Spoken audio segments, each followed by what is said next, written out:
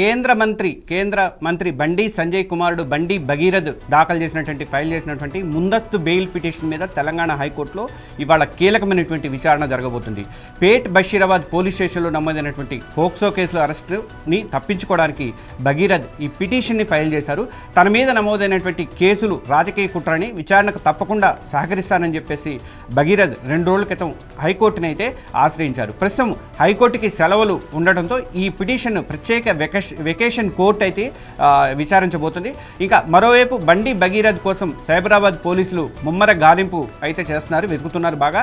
విచారణకు హాజరు కాకపోవడంతో నిన్న విచారణకు హాజరు కావాల్సింది, కానీ విచారణకు హాజరు కాలేదు. దాంతో ఈ కేసు అనేది ఇంకా టెన్షన్గా మారింది అనమాట. ఇక పోలీసుల దర్యాప్తులో కీలకమైనటువంటి విషయం కూడా బయటపడింది.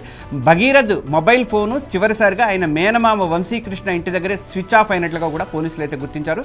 దీంతో వంశీకృష్ణకి మరోసారి నోటీసులు జారీ చేసి తర్వాత అలాగే మరి ఈయనకు కూడా భగీరథ్ను కూడా విచారణకు హాజరు కావాలని చెప్పేసి ఆదేశాలు అయితే ఇచ్చారు. ఇక భగీరథ్ కోసం ప్రత్యేకంగా 4 బృందాలు భగీరథ్ కోసం, బండి భగీరథ్ కోసం సెర్చింగ్ అయితే చేస్తున్నాయి. ఆయన ఢిల్లీలో ఉండవచ్చు అన్న అనుమానం కూడా ఒక ప్రత్యేక సైబరాబాద్ టీం ఆ అనుమానంతోనే అక్కడికి వెళ్ళింది. సైబరాబాద్ టీం కూడా అక్కడికి వెళ్ళినట్టుగా తెలుస్తుంది. అయితే మరోవైపు హైదరాబాద్లోనే ఎక్కడో తలదాచుకొని ఉండవచ్చు అన్న కోణంలో కూడా 2 ప్రత్యేక బృందాలు హైదరాబాద్ సిటీ మొత్తం కూడా విస్తృతంగా తనిఖీలు అయితే చేస్తున్నాయి, ఎతుకుతున్నాయి అంతం కోసం. ఈ కేసులో నెక్స్ట్ పరిణామాలు ఎలా ఉండబోతుందని ఇప్పుడు రాష్ట్ర వ్యాప్తంగా హాట్ టాపిక్గా మారింది. అంతేకాదు ఈయన బండి భగీరథ్ ఒక లెటర్ కూడా రాశాడు పోలీసులకి. నేను 15th నాడు పోలీసుల దగ్గర అటెండ్ అవుతాను అని చెప్పేసి ఒక లెటర్ కూడా రాశాడు. అంటే 15th ఇంకా టైం ఉంది కాబట్టి ఈలోగానే అతన్ని అరెస్ట్ చూపించాలని చెప్పి పోలీసులు అయితే ఒకవైపున ముమ్మరంగా ప్రయత్నం అయితే చేస్తున్నారు. భగీరథ్ ఏదో కొన్ని పేపర్లు, డాక్యుమెంట్లు, ఎందుకంటే ఇది పోక్సో కేసు పెట్టారు కాబట్టి ఆమె మైనర్ కాదు మేజర్ అని నిరూపించడానికి దానికి సంబంధించినటువంటి ఏదో కొన్ని పేపర్లు కూడా కలెక్ట్ చేసినట్టుగా కూడా, నేను ఎవిడెన్స్లతో సహా వచ్చి మీ దగ్గరికి వస్తాను అని చెప్పేసి ఆయన అయితే చెప్పినట్టుగా నిన్నైతే రాసిన లెటర్లో అయితే తెలుస్తుంది. సిట్టి ముందు 15వ తారీఖు నాడు అటెండ్ కాబోతున్నారు. అయితే అసలు ఈ మొత్తం వ్యవహారం మీద పోలీసుల విచారణ ఎలా ఉంది, అలాగే బండి భగీరథ్కి సంబంధించినటువంటి వాళ్ళ కోర్టులో ముందస్తు బెయిల్ పిటిషను, ఇలాంటి అంశాలన్నీ మాట్లాడేందుకు మనతో మా వరంగల్ అండ్ కరీంనగర్ రిపోర్టర్ సుధాకర్ లైవ్లో ఉన్నారు. సుధాకర్, ఏంటి ఇవాళ ముందస్తు బెయిల్ పిటిషన్ మీద విచారణకు వస్తుందంటున్నారు, అట్లా పోలీసులు ఎట్లాంటి ఎత్తుకుతున్నారు అక్కడ కరీంనగర్లో? ముఖ్యంగా కరీంనగర్లోనే వాళ్ళ మేనమామ ఇంట్లో స్విచ్ ఆఫ్ అయింది అంటున్నారు కాబట్టి దీనికి సంబంధించి మీ దగ్గర ఉన్నటువంటి ఇన్ఫర్మేషన్ ఏంటి? థ్యాంక్ యూ అండి. బండి భగీరథపై పోస్కో కేసు గత నెల 12వ తారీఖు నాడు నమోదైంది. 10వ తారీఖు నాడు పోస్కో కేసు నమోదు కావడంతో పాటు దీంతో పాటు 12వ తారీఖు విచారణ హైకోర్టు ఈ రోజు మధ్యాహ్నం బెంచ్ దాన్ని పిటిషన్ వాయిదా వేయడం జరిగింది. దీంతో పాటు బండి భగీరథి కూడా పోలీసులు నోటీసులు కూడా ఇవ్వడం జరిగింది. ఎందుకంటే వాళ్ళు సిట్ ముందు వచ్చి హాజరు కావాలన్న అతనికి సంబంధించిన లాయర్లు, అతనికి సంబంధించిన వారు 15వ తారీఖు నాడు వచ్చి విచారణకు హాజరవుతారని చెప్పడం జరిగింది. కానీ దీనికంటే ముందస్తునే పోలీసులు అతన్ని అరెస్ట్ చూపించాలని చెప్పేసి ఒక కోణంలో వారు పోలీసులు ఒక 4 బృందాలుగా విడిపోయి 2 బృందాలు హైదరాబాద్ లో, ఒక బృందం ఢిల్లీలో, మరొక బృందం కరీంనగర్ లో మొత్తం వెతుకాడు అతని పైన.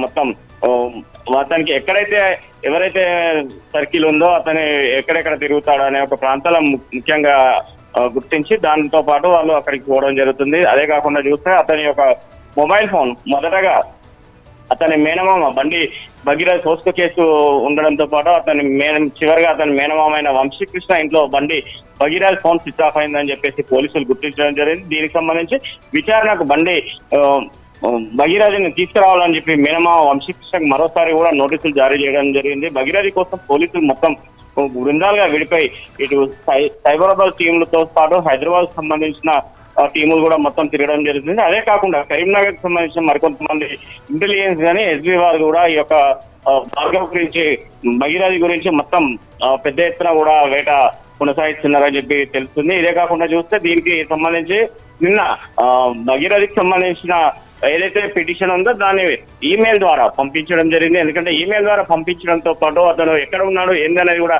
తెలుసుకోలేని పరిస్థితి ఉంటుంది. ఎందుకంటే ఈమెయిల్ ఎక్కడి నుంచి చేసినా అనేది మనకు తెలియదు. ఎందుకంటే అతని మెయిల్కి ఎలా వస్తుంది, కాకపోతే అది ఏ ప్రాంతం నుంచి వచ్చిందనేది కూడా ఫైండ్ అవుట్ చేయలేని పరిస్థితి ఉంది. కాబట్టి అది ఒక తెలివిగా అట్లా చేసి తప్పించుకున్నారని చెప్పడం జరుగుతుంది. ఇదే కాకుండా చూస్తే భగీరథి రేపు ఉదయం పోలీసుల ముందు కూడా హాజరవుతామని చెప్పేసి హైకోర్టులో వస్తామని చెప్పడం జరుగుతుంది. దీనిపైన కూడా మొత్తం పూర్తి స్థాయిగా పరిశీలించిన తర్వాతనే ఒక బండి భగీరథి పైన చర్యలు తప్పనిసరి తీసుకోవాలని చెప్పేసి కూడా ఇటు పోలీస్ శాఖ కూడా మొత్తం సిద్ధంగా సిద్ధమవుతుందని చెప్తున్నారు. ఇదే కాకుండా విచారణకు సహకరిస్తామని చెప్పేసి బండి భగీరథి కూడా చెప్పడం జరుగుతుంది. పోస్కో కేసులో నిందితులైన భగీరథి ఏటకేలకు స్పందించారు. బుధవారం మధ్యాహ్నం 2 గంటల లోపు విచారణకు హాజరు కావాలని చెప్పేసి పోలీసులు నోటీసు జారీ చేయగా ఆలస్యంగా సాయంత్రం 6 గంటల తర్వాత భగీరథి స్పందించాడు. ఈ మేరకు స్టేషన్ హౌస్ ఆఫీసర్ SHOకు ఒక లేఖ పంపించారు. లేఖతో పాటు ఒక ఈమెయిల్ కూడా పంపించడం జరిగింది. ఈ నోటీసులు అందుకున్న తర్వాత కేసుకు దర్యాప్తు పూర్తిగా సహకరిస్తామని చెప్పి తెలుపుతున్నారు. పోలీసులు విచారణకు హాజరు కావడానికి తనకు ఎటువంటి అభ్యంతరాలు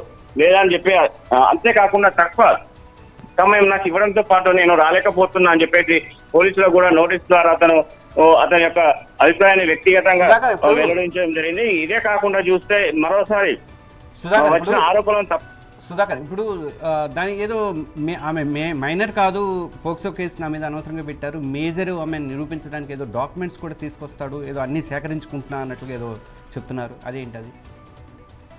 ఇది కూడా ఒకటి వినపడుతుంది. ఎందుకంటే అమ్మాయి ఆమె మేజర్ అని చెప్పి మైనర్ కాదు మేజర్ అని చెప్పి చెప్పడం జరుగుతుంది. ఎందుకంటే అమ్మాయి గత 2021లో ఆమె నిర్మల్లో పోలీసులకు డ్రైవింగ్ లో దొరికినప్పుడు 15 సంవత్సరాలు ఉన్నాయని చెప్పేసి అక్కడ నిర్ధారించడం జరిగింది. కానీ ఇప్పుడు 2026 17 సంవత్సరాల కంటే ఎక్కువ ఉంటాయి. 20 సంవత్సరాలు 21 సంవత్సరం వరకు ఉంటుంది ఈ అమ్మాయి వయసు కూడా అని చెప్పి చెప్పడం జరుగుతుంది. ఎందుకంటే వాళ్ళు కానీ కొంతమంది కావలసుకొని నా పైన మా అంటే బండి సంజయ్ పైన బండి భగీరథిని తోని మా కుటుంబాన్ని ఇబ్బంది పాలు చేస్తున్నారని చెప్పి కూడా చెప్పడం జరుగుతుంది. ఎందుకంటే ఈ అమ్మాయి గతంలో కూడా ఇతనితో పాటు తిరగడం, ఇతనితో పాటు ఇంకా ఫ్రెండ్షిప్ ఉన్నారు. ఇదే కాకుండా మొయినాబాద్ ఫామ్ హౌస్ లో కూడా డిసెంబర్ 31వ తారీఖు నాడు వీళ్ళంతా ఒక పార్టీ కూడా ఏర్పాటు చేసుకోవడం జరిగింది. ఆ పార్టీలో కూడా విదేశీకి సంబంధించిన మద్యం బాటిలతోనే అమ్మాయి బాటిలో పట్టుకొని తిరగడం అట్లాంటివి కూడా అవన్నీ మనకు వీడియోలు కొన్ని వైరల్ గా అవుతున్నాయి. దీంతో పాటు చూస్తే ఎందుకంటే ఇది కావాలని చెప్పేసి కొంతమంది, ఎందుకంటే గత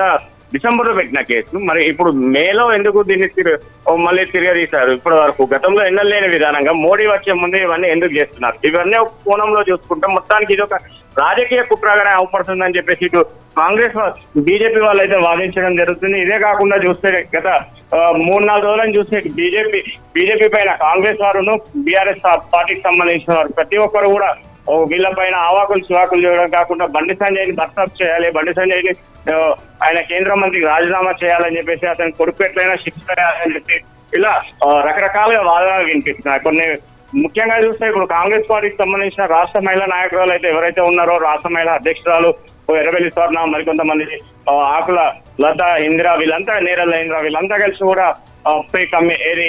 డీజీపీ కూడా ఒక లేఖ ఇవ్వడం జరిగింది. తక్షణమే అతన్ని అరెస్ట్ చేయాలి, అరెస్ట్ చేసి అతనికి శిక్ష విధించాలి, అతన్ని జైలుకు పంపించాలని చెప్పేసి కూడా వాదనలు వినిపిస్తాయి. ఇదే కాకుండా చూస్తే మొత్తానికి ఇటు బీఆర్ఎస్ వాళ్ళు కూడా పెద్ద ఎత్తున నిన్న కవిత కూడా ప్రెస్ మీట్ పెట్టి ఆమె కూడా బండి భార్గవ్ పైన చర్యలు తీసుకోవాలని చెప్పి చెప్పడం జరిగింది. ఇలా చూస్తే ఎందుకంటే ఒక రాజకీయ కోణంలోనే ఇది అనిపిస్తుంది అని చెప్పేసి కూడా బీజేపీ శ్రేణులు అయితే చెప్పడం జరిగింది. బండి సంజయ్ కూడా కన్నీళ్లు పెట్టుకున్నారు, నేనే తప్పు చేయలేదు అని చెప్పి మీరు చూశారు. అదే ర్యాలీలో హనుమాన్ ర్యాలీలో కూడా ఆయన పాల్గొన్నప్పుడు అట్లా చెప్పారు. వాళ్ళ వెర్షన్ అలా ఉంది. కానీ బీజేపీలో ఒకళ్ళిద్దరే స్పందించినట్టున్నారు, మిగతా వాళ్ళు అధ్యక్షుడు కానీ వాళ్ళు ఎవరు సరిగైనటువంటి స్పందన అయితే ఇవ్వలేదు. దీన్ని ఓన్లీ పార్టీ పరంగానే అంటే రాజకీయ పరంగానే ఎక్కువగా ఇదవుతున్నట్టు అనుకోవచ్చు కదా మనం? కరెక్ట్. ఇది ఎందుకంటే బీజేపీ పార్టీకి సంబంధించిన రాష్ట్ర అధ్యక్షుడు రామచంద్ర కూడా ఒకటే అన్నారు, ఎవరు తప్పు చేసినా తప్పుకు శిక్ష అనుభవించవలసిందే. ఈ రోజు బండి సంజయ్ కొడుకైనా పర్లేదు, సామాన్యమైన వ్యక్తి అయినా పర్లేదు. కాకపోతే ఎందుకంటే ఎవరిపైన ఎలాంటి చర్యలు తీసుకుంటారో అలాంటి చర్యలు తీసుకోవడం, ఎవరు తప్పు చేసినా ఎవరి తప్పులు అనేది కూడా అదంతా కోర్టు చూసుకుంటుంది, దాని తర్వాత పోలీసు వాళ్ళు చూసుకుంటారని చెప్పేసి వారు కూడా చెప్పడం జరుగుతుంది. ఇది మొన్న కరీంనగర్ లో జరిగిన హనుమాన్ జయంతి రోజు, పెద్ద హనుమాన్ జయంతి రోజు కరీంనగర్ లో జరిగిన ర్యాలీలో బండి సంజయ్ బహిరంగంగా చెప్పారు, ఎవరైనా తప్పు చేసినా కూడా తప్పుకు తలవంచవలసిందే, నా కొడుకైనా పర్లేదు, ఇంకా ఎవరైనా పర్వాలేదు, నేను తప్పు చేసి దేనికైనా సిద్ధంగా ఉంటా అని చెప్పడం జరిగింది. కానీ నా కొడుకు ఎలాంటి తప్పు చేయలేదు, నా కొడుకు సరైన ముత్యంలాగా మళ్ళీ తిరిగి బయటకు వచ్చారు. ఎందుకంటే నా పైన నన్ను ఎదుర్కొనే సత్తా వారి దగ్గర లేకపోవడంతో పాటు ఇతర రాజకీయ నాయకులు ఎవరైతే ఉన్నారో బీఆర్ఎస్ కానీ కాంగ్రెస్ పార్టీకి సంబంధించిన నాయకులు నా పైన ఇలాంటి నన్ను ఎదుర్కోలేక ఇలా చేస్తున్నారని చెప్పడం జరుగుతుంది. నేను ఒక సామాన్యమైన కార్యకర్త నుంచి ఇలా కేంద్ర మంత్రి దాకా ఎదిగినా అంటే అది నా యొక్క కృషి, నా తప్పురాలు, నేను ఎలాంటి తప్పులు కూడా ఏం చేయకపోవడమే నాకు అంత స్థాయిలో పోయి నేను వస్తానని చెప్పేసి బండి సంజయ్ చెప్పడం జరుగుతుంది. ఇదే కాకుండా నా కొడుకు కూడా ఎలాంటి చేయలేదు, కావాలని చెప్పి చేయడం జరుగుతుంది ఇదంతా అని చెప్పి చెప్పడం జరుగుతుంది. దీంతో పాటు చూస్తే కొంతమంది కూడా వాస్తవానికి ఇది ఎందుకంటే గత కొద్ది రోజులను చూసినా కూడా ఇది ఒక రాజకీయ కోణంగానే వస్తుంది. ఎందుకంటే ఎంతో మంది రోజుకు మనం చూస్తున్నాం, ఎన్నో పోస్కో కేసులు ఇవన్నీ నమోదవుతున్నాయి. కానీ ఎవరు కూడా తప్పించుకొని తిరిగినా, ఎక్కడికి పోయినా కూడా వారు దొరికిన తర్వాతనే వాటిని తీసుకుపోయి కోర్టుకు సబ్మిట్ చేయడం, కోర్టు తర్వాత నుంచి వాళ్ళు జైలుకు పోవడం ఇవన్నీ జరుగుతాయి. కానీ ఇక్కడ ఏంటంటే ఇది ఒక ట్విస్ట్, రోజుకు ఒక ట్విస్ట్ జరుగుతుంది. తను హైకోర్టును ఆశ్రమించడం జరిగింది. హైకోర్టు కూడా ఈ రోజు మధ్యాహ్నం కూడా తీర్పు ఇవ్వడం ఉంది. దానిపైన ఎలా తీర్పు వస్తుందో దానికి బెయిల్ ఇస్తారా ఇవాళ, ముందస్తు బెయిల్ ఇస్తుందని చెప్పేసి నిన్న కూడా అన్నారు. కాకపోతే ఎందుకంటే అతను కొన్ని షరతులతో కూడిన బెయిల్ వస్తుందని చెప్పడం జరుగుతుంది. దీనికి సంబంధించి కూడా ఎలాంటి షరతులు విధిస్తారని దానిపైన కూడా చూడవలసి వస్తుంది. ఎందుకంటే ముఖ్యంగా కొంతమంది అయితే దీనికి ఒక అడుగు ముందుకేసి వారికి సంబంధించిన పాస్పోర్ట్లు జప్తు చేసుకోవాలి. ఎందుకంటే బండి సంజయ్ ఆయన కేంద్ర మంత్రి, అతని కొడుకును బయటికి పంపించే విదేశాలకు పారిపోయే అవకాశాలు కూడా ఉంటాయని చెప్పడం జరుగుతుంది. ఈ యొక్క పోస్కో కేసు సంబంధించిన దాంట్లో నేను నా కొడుకు బయటికి పోవాల్సిన అవసరం లేదు, మేము ఎప్పటికైనా అందరికి సహకరిస్తామని చెప్పి కూడా బండి సంజయ్ కూడా చెప్పడం జరుగుతుంది. Okay Sudhakar, thank you. మొత్తానికైతే బండి భగీరథకి ముందస్తు బెయిల్ వస్తుందా లేదా అనేది ఇంకా ఒక 2-3 గంటల్లో తేలిపోతుంది. ఇప్పుడు ప్రస్తుతం కోర్టులో ఉన్నది ఆ బెయిల్. సుధాకర్ చెప్పినట్టుగా మరి ఏమైనా కొన్ని కండిషన్స్ పెడతారా లేకపోతే ఏంటి అనేది, మొత్తానికైతే మాత్రం చట్టం తన పని తను చేసుకుపోయే ఇదైతే అవకాశం అయితే ఇవ్వాలి. ఇస్తేనే అప్పుడు అది అన్యాయం జరిగిందా న్యాయం జరిగిందా ఏంటనేది కోర్టు తెలిస్తే, కాబట్టి మనం ఎవరూ డిసైడ్ చేసేవాళ్ళం కాదు. కాబట్టి కంపల్సరీగా అది కోర్టు దాకా వెళ్ళాలి, అతను అరెస్ట్ అవ్వాల్సిందే కంపల్సరీగా. దానికి సంబంధించినటువంటి ఆ ప్రొసీజర్ అంతా, ఆ న్యాయ విచారణ అంతా జరగాల్సిందే. చూద్దాం, ఇంకొక 2-3 గంటల్లో వచ్చే అవకాశాలు అయితే ఉన్నాయి. మేము ఎప్పటికప్పుడు 9+ న్యూస్ నుంచి దానికి సంబంధించినటువంటి అప్డేట్స్ అన్నీ అందిస్తూ ఉంటాము. దేశవ్యాప్తంగా విద్యార్థులు 22 లక్షల మంది విద్యార్థుల భవిష్యత్తుతో ముడిపడినటువంటి నీట్ పరీక్షల మీద ఆందోళన వ్యక్తమవుతున్నాయి. అయితే తాజాగా నీట్ పేపర్ లీక్ కేసులో దినేష్ బింవాల్ అనే వ్యక్తిని పోలీసులు అరెస్ట్ చేశారు. నిందితుడు తన అన్నతో కలిసి 30 లక్షల రూపాయలకి ఎగ్జామ్ పేపర్ని కొనుగోలు చేసి వాట్సాప్ గ్రూపుల ద్వారా పంపిణీ చేసినట్టుగా ఆరోపణలు అయితే బయటపడ్డాయి. ఈ వ్యవహారంలో లక్షల మంది భవిష్యత్తు 22 లక్షల మంది పిల్లలు, వాళ్ళని ఆశగా చూసుకుంటున్నటువంటి వాళ్ళని డాక్టర్లుగా ఆశలుగా చూసుకోవాల్సి అనుకున్నటువంటి 40 లక్షల మంది పేరెంట్స్ యొక్క విద్యార్థుల భవిష్యత్తు అనేది ప్రశ్నార్థకంగా మారిందని చెప్పేసి ఆగ్రహం అయితే వ్యక్తం అవుతుంది. దినేష్ వెనక పెద్ద మాఫియా నెట్వర్క్ ఉన్నట్లు పోలీసులు అయితే ప్రాథమికంగా గుర్తించినట్టు సమాచారం. ఇక అలాగే బీజేపీ ప్రముఖులతో అతనికి సన్నిహిత సంబంధాలు ఉన్నాయి అన్న ఆరోపణలు కూడా రాజకీయంగా ఒక చర్చానీయాంశంగా అయితే నడుస్తోంది. దీనికి సంబంధించి మనం మరింత ఇన్ఫర్మేషన్ని మన ఇన్పుట్ ఎడిటర్ సిఎస్ఆర్ గారిని అడిగి తెలుసుకుందాము. సిఎస్ఆర్ గారు నమస్తే సార్. ఈ 30 లక్షల పెట్టి ప్రశ్నాపత్రాన్ని కొనుగోలు చేసి వాటిని డిస్ట్రిబ్యూట్ చేసి వాళ్ళు సంపాదించడము, ఇది టోటల్గా 22 లక్షల మంది విద్యార్థుల భవిష్యత్తుతో కూడినటువంటి అంశం కదండి. ఎంత దారుణమైన విషయం ఇది. ఎంతమంది బయట కొనుక్కుంటున్నా కానీ, ఎంతమంది బయటపడ్డా కానీ ఇంకా పెద్ద నెట్వర్క్ ఉందంటున్నారండి. అవును, కరెక్ట్. నెట్వర్క్ చాలా పెద్దగా ఉంది. దీని వెనక ఎన్నో మాఫియా టీములు కూడా పనిచేస్తున్నాయి. నీట్ ఎగ్జామ్ ని బేస్ చేసుకొని కొన్ని వేల కోట్ల రూపాయల బిజినెస్ అయితే జరుగుతూ ఉంది.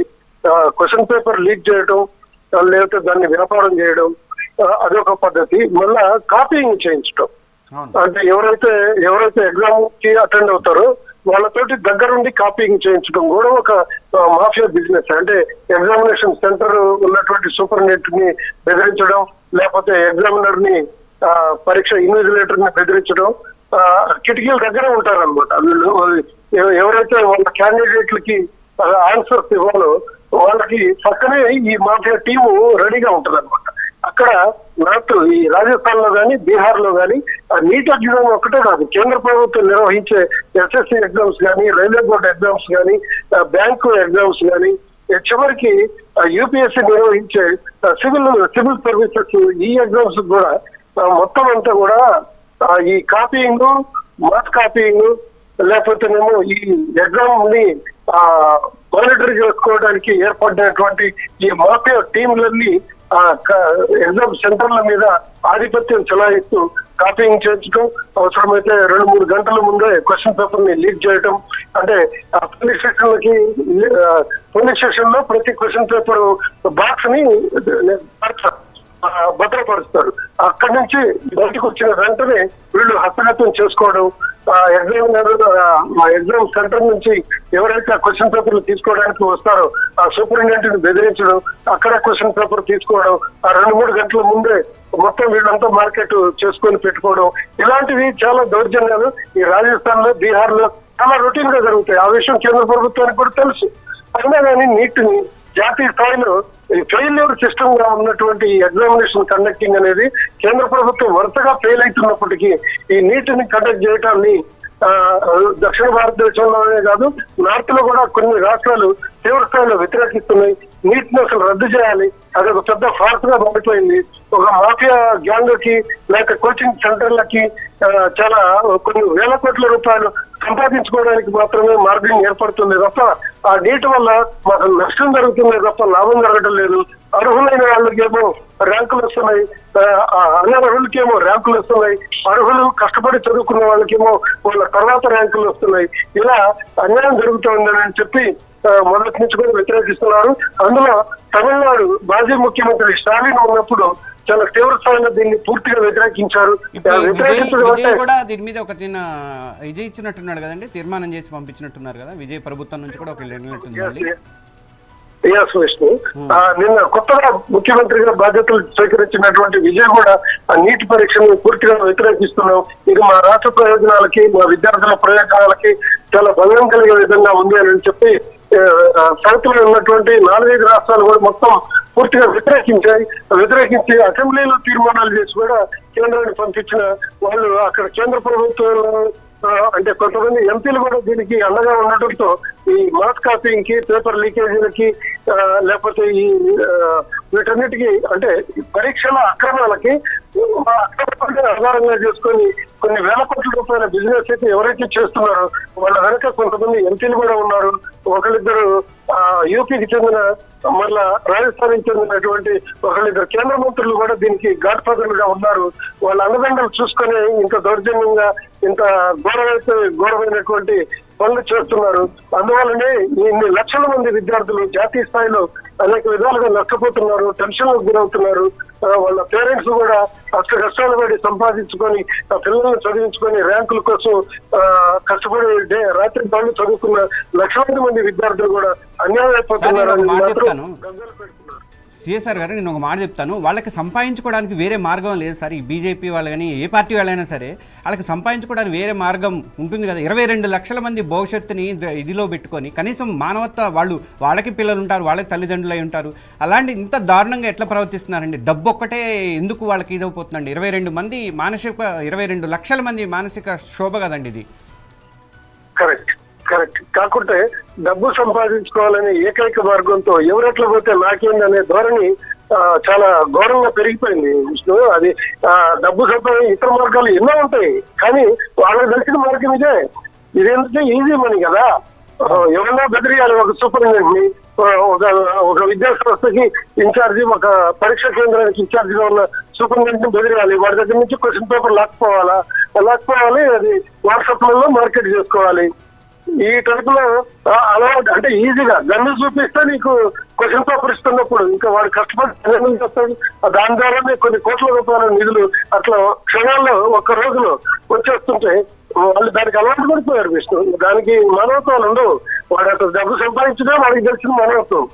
సార్ ఇంతకుముందు ఈ కార్పొరేట్ కాలేజీలో మాఫియా చేసేది ఇదంతా మొత్తం వ్యవహారం అంతా ఇప్పుడు డైరెక్ట్ గా లీడర్లే దిగిపోయారు. ఎందుకంటే వాళ్ళకి కొన్ని మాఫియా టీములు, రౌడీ గ్యాంగులు, లేకపోతే పార్టీ కార్యకర్తల పేరుతో కొంతమంది రౌడీ షీటర్లు ఈ టైప్ లో పిలిస్తే పలికే కేకేస్తే కనుసైగల్ని అర్థం చేసుకొని పోయి పని చేసుకొచ్చే క్రిమినల్స్ వీళ్ళకి బాడీ గార్డులుగా ఉన్నారు. అలాంటి వాళ్ళే ఇలాంటి దౌర్జన్యాలు చేయగలుగుతారు. లేదు మా ఎంపీ గారు చెప్పారు మీరు క్వశ్చన్ పేపర్ ఇవ్వండి, లేదు మా ఎమ్మెల్యే గారు చెప్పారు మీరు క్వశ్చన్ పేపర్ ఇవ్వండి, లేదంటే మా కేంద్ర మంత్రి గారు చెప్పారు, లేకపోతే మీకు ట్రాన్స్ఫర్లు ఉంటాయి, అది ఉంటాయి, ఇది ఉంటాయి అని బెదిరియడం, వాళ్ళ దగ్గర నుంచి క్వశ్చన్ పేపర్లు తీసుకెళ్ళడం, వాటిని మార్కెట్ చేసుకోవడం, కోట్ల రూపాయలు జమ చేసుకోవడం, వాటిని అడిగినట్టు ఘాట్ ఫాదర్లుగా ఉన్న ఎంపీలకి ఎమ్మెల్యేలకి పార్టీ ఫండ్ పేరుతోటి వాళ్ళకి లంచాలు ఇచ్చుకుంటూ ముడుపులు ఇచ్చుకుంటూ కోట్ల రూపాయలు ఇస్తున్నప్పుడు ఏముంది, పోనీలే ఒక పేపర్ లీకే కదా అని చెప్పి అవగాహన లేని కొంతమంది నాయకులు మన నెత్తిన ఎమ్మెల్యేలు ఎంపీలుగా తగలబడ్డారు. కాబట్టి వాళ్ళు చేస్తున్నటువంటి ఎరాచకాలకి వీళ్ళు అండదండలుగా ఉంటూ కోట్లాది రూపాయలు ఆర్జించడమే ధ్యేయంగా కొన్ని లక్షల మంది విద్యార్థుల భవిష్యత్తుని సర్వనాశనం చేయడానికి తయారయ్యారు. దాని నుంచి విద్యార్థి లోకాన్ని రక్షించాలంటే ఎట్టి పరిస్థితుల్లో ఆ నీట్ అనే దాన్ని రద్దు చేయాలని చెప్పి డిమాండ్లు విద్యా సంస్థల నుంచి, మేధావుల నుంచి, విద్యావేత్తల నుంచి కూడా మనకి వస్తున్నాయి విష్ణు. అందులో దీనికి పార్టీలకు అతీతంగా దక్షిణ భారతంలో ఉన్నటువంటి తెలంగాణ, ఆంధ్రప్రదేశ్, తమిళనాడు, కేరళ, కర్ణాటక ఈ రాష్ట్రాలు మొత్తం కూడా మూకుమ్మడిగా పూర్తిగా నీటిని వ్యతిరేకిస్తున్నాయి. దాన్ని ఇప్పటికైనా కానీ కేంద్ర ప్రభుత్వం పెడుతుని పెట్టకుండా ఇతర రాష్ట్రాల యొక్క పిల్లల భవిష్యత్తుని దృష్టిలో పెట్టుకొని రాష్ట్రాల యొక్క అభిప్రాయాలను కూడా పరిగణలోకి తీసుకొని రద్దు చేయాలని కోరుతున్నారు విష్ణు. థ్యాంక్ యూ సిఎస్ఆర్ గారు. నిజానికి 22 లక్షల మంది భవిష్యత్తుని నీట్ పరీక్షలు ఎన్టీఏ చేసినటువంటి ఎన్టీఏని అసలు పూర్తిగా రద్దు చేసి పడేయాలి. ఇప్పుడు ఈ రాజకీయ నాయకులు ఎలా తయారయ్యారంటే ఈ మొన్నటిదాకా ఏదో స్కాములు చేసుకొని లేకపోతే అభివృద్ధి వదుల్లోనూ డెవలప్మెంట్ వర్క్లోనూ వాటిలోనూ వీటిలోనూ స్కాములు చేసేవాళ్ళు ఇప్పుడు విద్యార్థుల మీద పడ్డారు. విద్యార్థుల మానసిక క్షోభ, 22 లక్షల మంది మానసిక క్షోభ, 44 లక్షల మంది పేరెంట్స్ మానసిక క్షోభకి వాళ్ళు కారణమవుతున్నారు. వీళ్ళని అసలు ఎట్టి పరిస్థితుల్లో కూడా వదిలిపెట్టకూడదు. దీనికి కఠినమైనటువంటి శిక్షలు కూడా ఉండాలి. ఈరోజు నేను కొన్ని వెబ్సైట్లో చూశాను, చైనాలో 1,30,00,000 మందికి ఎగ్జామ్ అనేది పెడతారట. కానీ ఆ రోజు మొత్తం కూడా ఒక జాతీయ అత్యవసర పరిస్థితి ఎలా ఉంటుందో అలాంటి పరిస్థితి ఉంటుందట. ఆ రోజు మొత్తం కూడా పైన మొత్తం నిఘా వ్యవస్థ ఏర్పాటు అవుతుందట. ఎక్కడికక్కడ ఎక్కడ కూడా లీకులు కాకుండా ప్రతి చోట కూడా సైబర్ వ్యవస్థను కానీ దాన్ని కానీ ఇచ్చేస్తారట. అలాంటి వ్యవస్థ రావాలి. అలాగే వీళ్ళు లీక్ చేసిన వాళ్ళు ఏదో మామూలుగా 420 లేకపోతే ఇంకోటో కాదని వాళ్ళకి కఠినమైనటువంటి శిక్షలు పెడితే కానీ విద్యార్థుల ఏ ఎగ్జామ్ పేపర్ కూడా మనకి ఇది ఇంతకుముందు పోయినసారి బీఆర్ఎస్ గవర్నమెంట్లో కూడా చూసాం మనము. టీజీపీఎస్సీ కూడా అట్లానే చేశారు. ఇలాంటివి చాలా లీకులు, చాలా రాష్ట్రాల్లో చాలా లీకులు జరుగుతున్నాయి. వీటన్నిటికీ చెక్ పెట్టాలంటే మాత్రం కఠినమైనటువంటి చట్టాలు రావాల్సిందే. ఆ ఎగ్జామ్ జరిగే రోజున చైనాలో చెప్పినట్టుగా అలాంటి ఒక పటిష్టమైనటువంటి వ్యవస్థని ఏర్పాటు చేయకపోతే మాత్రం ఇట్లా విద్యార్థుల మానసిక క్షోభ ఎన్నాళ్ళు అనుభవించాలని చెప్పేసి రాజకీయ నాయకులు అయితే దీని మీద ఆలోచించాల్సిన అవసరం అయితే ఉంది. ఇది ఇప్పటి వరకు ఉన్నటువంటి బ్రేకింగ్ న్యూస్ నీట్ పరీక్షల మీద. పశ్చిమాసియాలో, మిడిల్ ఈస్ట్లో ఉద్రిక్తతలైతే తీవ్ర రూపం దాల్చిన వేళ ఈ టైంలో అమెరికా అధ్యక్షుడు డొనాల్డ్ ట్రంప్ అండ్ చైనా పర్యటనకు వెళ్ళడం అనేది అంతర్జాతీయ రాజకీయాల్లో ఒక సంచలనంగా అయితే మారింది. చైనా అధ్యక్షుడు జిన్పింగ్తో ట్రంప్ ఇవాళ రేపు చర్చలు అయితే జరుపుతున్నారు. ఈ భేటీలో ముఖ్యంగా ఇరాన్ అంశమే ఒక సెంటర్ ఆఫ్ అట్రాక్షన్గా మారే అవకాశం ఉన్నట్టు అయితే తెలుస్తుంది మనకి. ముఖ్యంగా హార్మోజ్ జలసంధి తెరిచేలాగా ఇరాన్ మీద ఒత్తిడి తీసుకురావడం మీదే వీళ్ళిద్దరూ చర్చిస్తారని చెప్పేసి అవకాశం ఉందని చెప్పేసి అంతర్జాతీయ వర్గాలు అయితే భావిస్తున్నాయి. ఎందుకంటే ఇరాను చైనా యొక్క నౌకలకు కానీ మన నౌకలకు కానీ ఇండియా నౌకలకు కానీ అట్లా కొంతమందికి ఎగ్జామ్షన్ ఇచ్చింది. ఎగ్జామ్షన్ ఇచ్చడం వల్ల ఏంటంటే హార్మూజ్ నుంచి క్లియర్గా మనకి ఎట్లాంటి అడ్డంకులు లేకుండా అప్పుడప్పుడు ఏదో చిన్న చిన్న దాడులు అయితే జరిగినాయి. కానీ ఏ విధంగా అయితే మొత్తానికైతే చైనాకి కానీ మనకు కానీ ఇట్లా కొన్ని దేశాలకు కానీ పాకిస్తాన్ కానీ ఇట్లా కొన్ని దేశాలకైతే ఎగ్జామ్షన్ ఇచ్చింది. కానీ మిగిలినటువంటి యూరోపియన్ కంట్రీస్ అన్నిటికీ కూడా ఆయిల్ సప్లై కానీ ఇట్లాంటి సరుకులు కానీ మొత్తం కూడా హార్మోజ్ నుంచి ఆగిపోయినాయి. కాబట్టి అవన్నీ కూడా డీల్ చేయాలి ఉన్న ఉద్దేశంతోనే ప్రస్తుతం ఇరాన్ని మీరు ఒత్తిడి తీసుకొచ్చి ఇరాన్ని ఒప్పించాలన్న ఉద్దేశంతోనే ప్రస్తుతం అయితే వీళ్ళిద్దరూ సమావేశం అయితే జరుగుతోంది. ఇది చైనాలో పర్యటిస్తున్నారు డొనాల్డ్ ట్రంప్. ఇది పెద్ద అంతర్జాతీయ అంశంగా మారింది. అలాగే మిడిల్ ఈస్ట్లో ఉద్రిక్తత వేళ జిన్పింగ్తో ట్రంప్ చర్చలు జరపడం అనేది చాలా కీలకమైతే భావిస్తున్నారు. చర్చల్లో ఇరాన్ అంశం మీదే ఎక్కువగా ఉండే అవకాశాలు అయితే ఉన్నాయి. ఇక ఈ హై ప్రొఫైల్ సమావేశానికి ప్రపంచ కుబేరుడు ఎలాన్ మస్క్ కూడా హాజరవుతున్నారు. అది మరింత ఆసక్తిని అయితే రేకెత్తిస్తుంది. ట్రంప్తో కలిసి మస్క్ కూడా పాల్గొనడం వెనుక ఇందులో వ్యూహాత్మక ఆర్థిక చర్చలు కూడా ఉండొచ్చు అని చెప్పేసి అంచనాలు అయితే వస్తున్నాయి. ఈ భేటీ అనేది ప్రపంచ రాజకీయాల్లో ఎలాంటి మార్పు చోటు చేసుకుంటాయన్నది కూడా ఇప్పుడు హాట్ టాపిక్ అయితే మారింది. ప్రస్తుతం ట్రంప్ అయితే వెళ్ళారు అక్కడికి. వీళ్ళిద్దరి మధ్య చైనాలో అయితే చర్చలు అయితే స్టార్ట్ అయిపోయినాయి. ముఖ్యంగా ఇప్పటి నుంచి అయినా కనీసం ఇరాన్తో యుద్ధానికి ఫుల్ స్టాప్ పెట్టే విధంగా ఏమన్నా నిర్ణయాలు తీసుకుంటే మాత్రం మనందరికీ కూడా బెనిఫిట్ అవుతుంది. ప్రపంచవ్యాప్తంగా అందరూ కూడా డొనాల్డ్ ట్రంప్ చేసినటువంటి మిస్టేక్ వల్ల నిజంగా ఇరాన్ పోయి వాళ్ళ మీద యుద్ధం చేసే పరిస్థితి లేదు, ఏమీ లేదు. ట్రంప్ రెండోసారి అధికారంలోకి వచ్చిన తర్వాత రద్దు చేయడం దగ్గర నుంచి ఒప్పందాన్ని ఇరాన్తో కుదిరినటువంటి ఒప్పందాన్ని రద్దు చేయడం దగ్గర నుంచి అన్ని నిర్ణయాలు ఏకపక్షంగా నిర్ణయం తీసుకొని ప్రపంచం మొత్తాన్ని కూడా ఆయన సంక్షోభంలోకి నెట్టారని చెప్పుకోవచ్చు. ఆ సంక్షోభమే ఇప్పుడు మనందరి మెడకి చుట్టుకుంటుంది. ఇప్పుడు మనం మోడీ వినిపించినటువంటి పొదుపు మంత్రం కానీ ఇవంతా కూడా దానికే కారణము.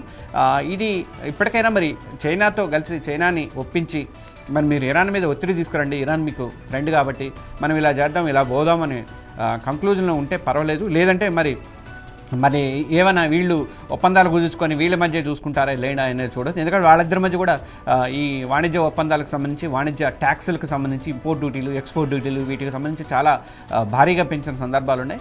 మరి వాటి వరకే పరిమితం కాకుండా మొత్తం ప్రపంచ శాంతి కోసం ముఖ్యంగా ఇరాన్తో యుద్ధాన్ని ఆపే విధంగా ఏమైనా చర్యలు తీసుకుంటారా, మరి అదే టైంలో మరి ఇజ్రాయిల్ ఊరుకుంటుందా, ఇజ్రాయిల్ని అమెరికా ఒప్పిస్తుందా, ఇవన్నీ కూడా మనం తెలియాలంటే మనకి కొన్ని గంటల్లో జరుగుతున్నటువంటి ఇవాళ రేపు జరిగేటువంటి డొనాల్డ్ ట్రంప్ అండ్ జిన్పింగ్ మధ్య సమావేశం అనేది ఒక కంక్లూజన్కి వచ్చే అవకాశాలు అయితే మనకి కనిపిస్తుంది.